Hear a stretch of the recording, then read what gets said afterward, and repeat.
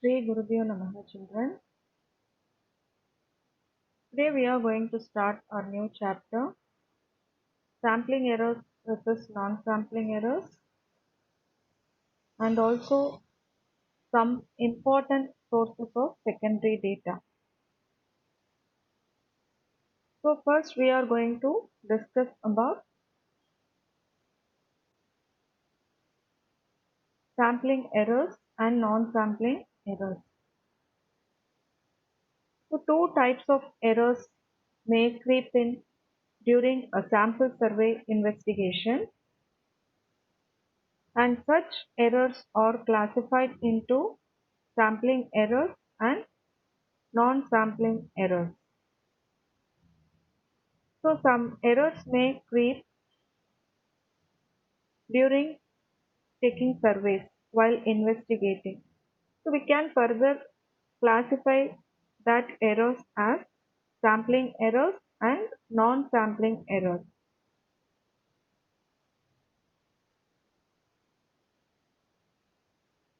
First we are going to discuss about sampling errors. To conduct a sample survey, we take a sample from a given universe and arrive at a result. Suppose we take another sample from the same universe and arrive at a result. While comparing, we find some difference in the two results from the two sample surveys from the same universe. So that difference is called sampling error. So sampling error refers to the difference between two results of the two samples taken from the same universe. So the results are bound to be different due to the presence of errors, that is biased errors or unbiased errors. First one, biased errors occur due to the prejudice of the person or the team conducting the survey. So if the person who is going to conduct the survey is partial, or if he is going to be favor to certain group of people or certain person, then there are chances to errors to creep into the investigation. So biased errors occur due to this reason while conducting the survey. Next one, unbiased errors arise because of chance difference between members of population included in the sample and those not included. So for example, one sample may comprise of more rich people and other sample may comprise of more of poor people.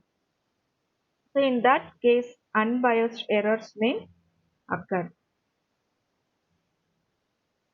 Next, what is meant by non-sampling error? Errors, it is not specific only to sampling, but it is common for both senses also. So complete enumeration and sampling are called non-sampling errors. It may occur due to faults in conducting a survey. So these may be due to vague questionnaire. In our previous chapter, we discussed about questionnaire, different types of questionnaire and all, and vague answers by the respondent or wrong responses from the informants or wrong statistical methods and so on.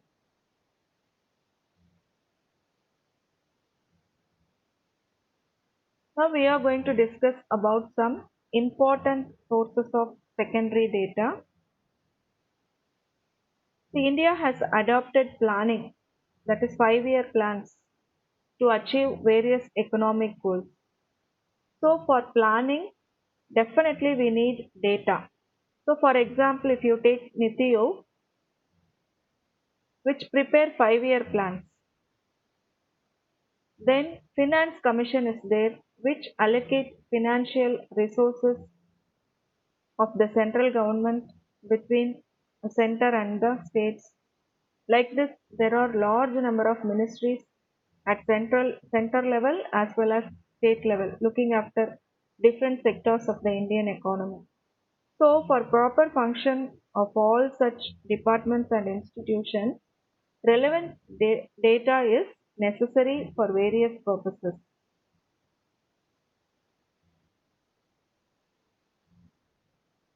So, keeping all these things, the huge data requirement, Government of India has created a separate ministry to coordinate the functioning of various organizations which engage in collecting data.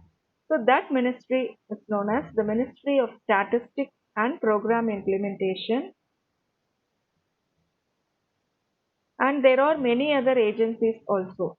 So the most important among these is Registrar General of India's office conducting population census of India, and some more examples are Directorate of Economics and Statistics, Department of Agriculture and Cooperation, Ministry of Commerce and Industry, Office of the Textile Commissioner, Ministry of Railways, Ministry of Finance, Niti Aayog, Reserve Bank of India, Labour Bureau, etc.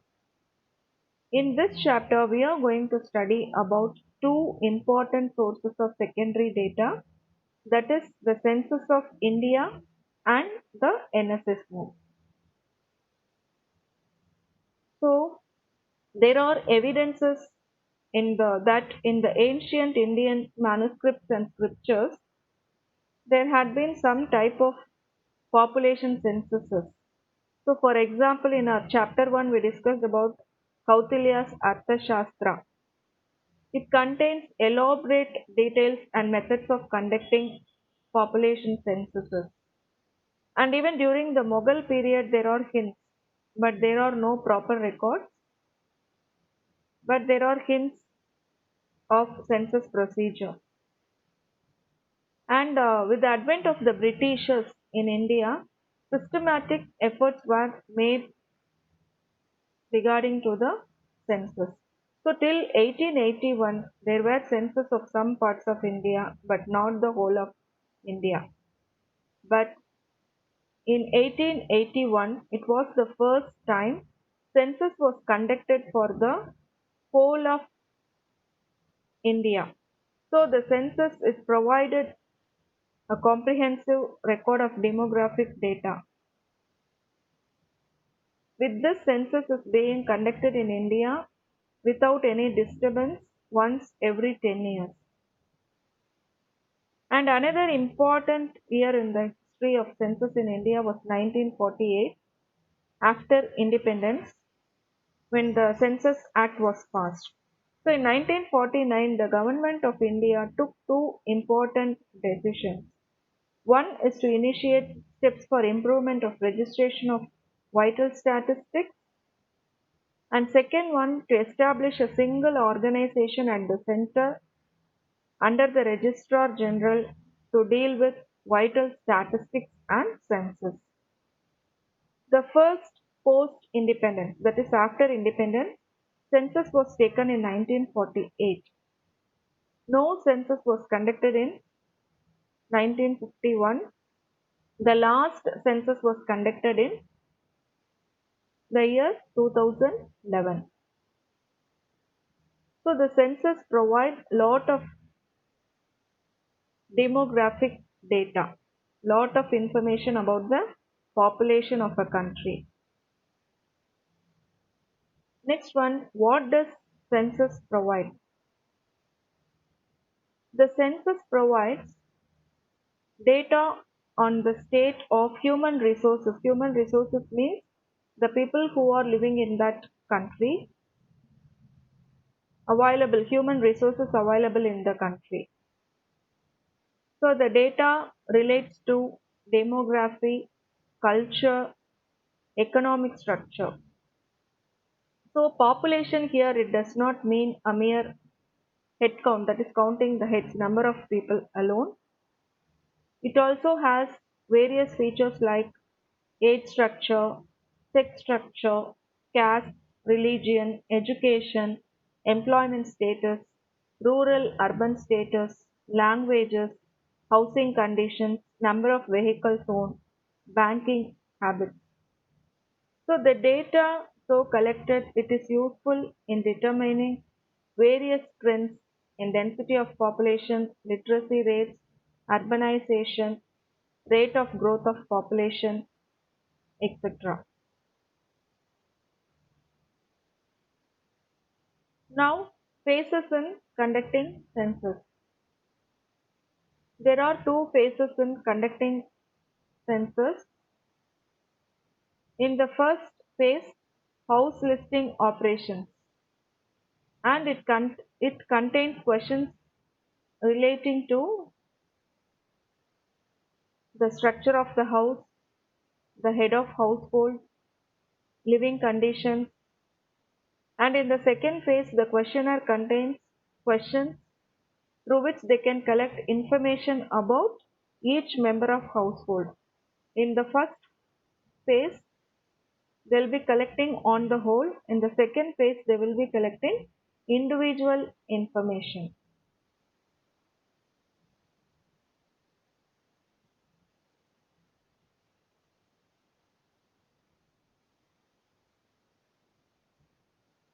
Now, preparations for conducting survey, sorry, census. The staff involved in the census or operations is given intensive deep training before the commencement of both the phases. So the officers and staffs are introduced to the historic aspects of census taking, the need and relevance of census, various kinds of studies made, and reports brought out. They are also made to understand that they should feel proud for having been associated with this gigantic task, because the results of which would form the basis for various decisions to be taken at different levels for another decade to come. So for the, already I told you census will be taken once in 10 years. So based on the information collected by the investigator, plans government will be making plans which they are going to implement and follow for the next 10 years until the next census has been taken.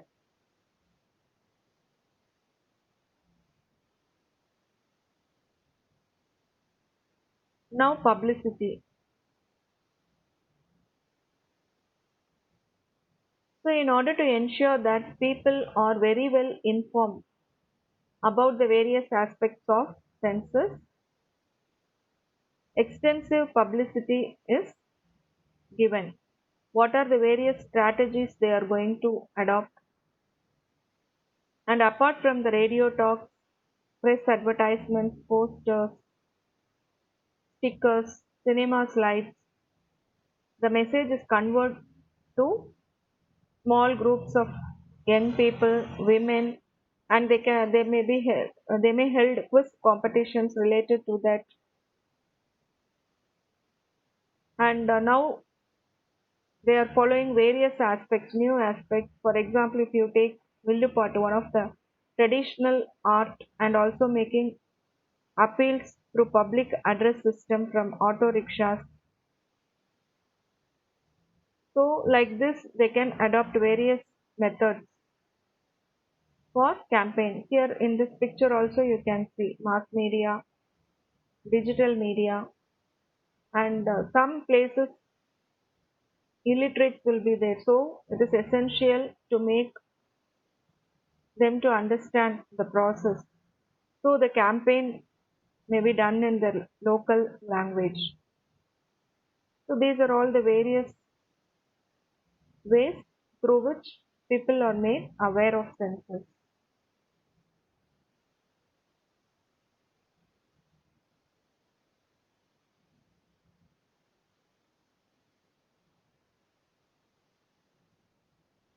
Next, we are going to discuss about National Sample Survey Office.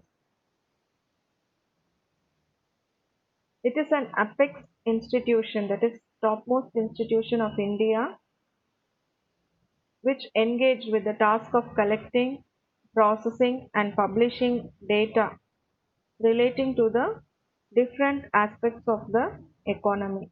So it was set up in 1950 under the name National Sample Survey.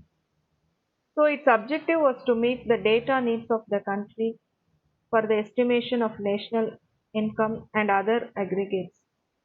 It was reorganized in 1970 and given a new name, National Sample Survey Office, that is NSSO, and its area of operation was widened with the objectives of bringing together all aspects of survey work under a single agency. Now, the structure of NSSO. NSSO works under overall technical guidance of Governing Council. So, this council consists of statisticians, economists, and social scientists. And the executive head of this NSSO is called the Director General and the Chief Executive Officer. And he is responsible for conducting and supervising the activities of the NSSO. NSSO has four divisions: Survey Design and Research Division, Field Operation Division, Data Processing Division, Coordination and Publication Division. This SDRD, that is Survey Design and Research Division, and Data Processing Division have their headquarters at Kolkata. And FOD, that is Field Operation Division, and CPD, that is Coordination and Publication Division, have their headquarters at Delhi. So the divisions have regional as well as sub-regional offices located at different parts of India. Now the subject coverage of NSSO. The NSSO conducts surveys on consumer expenditure, employment and unemployment, social consumption, manufacturing enterprises, service sector enterprises in the unorganized sector, land holdings, livestock holdings, debt and investment. Actually, surveys on the subjects, that is first 1 to 5, are covered once in 5 years, and last 3, that is livestock holdings, debt and investment, are covered once in 10 years. So the results of surveys are brought out in the form of NSS reports, and these reports are available for sale also. Next one, Sarvakshena.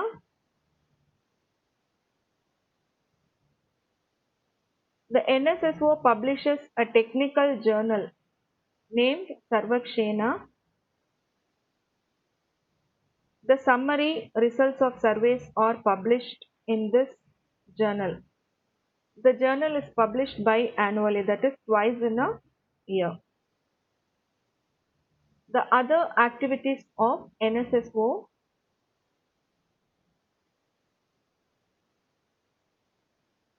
In addition to its main job of conducting the above surveys, the NSSO also undertakes the following activities. It undertakes the field work of ASI. ASI is Annual Survey of Industries, and it provides technical guidance to states in the field of agricultural statistics for conducting crop estimation surveys. Also keeps a continuous watch on quality of the crop statistics. Collects data on retail prices on monthly basis from shops or outlets in selected markets located in rural and urban centers for computation of consumer price index numbers, and conducts urban frame surveys for providing sampling frame of first stage units in the urban sector. So these are the other activities